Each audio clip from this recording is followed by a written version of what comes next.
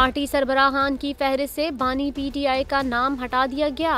Election commission ने सियासी जमातों की ताज़ा तरीन फहरिस्त अपनी वेबसाइट पर जारी कर दी।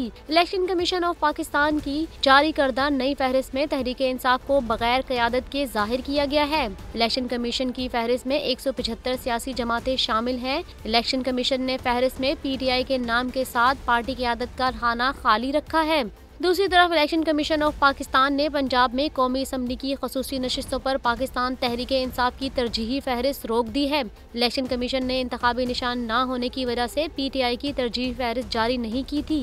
खसूसी नशिस्तों पर पाकिस्तान मुस्लिम लीग नून की तरजीही फहरिस्त में 20 अफराद शामिल हैं।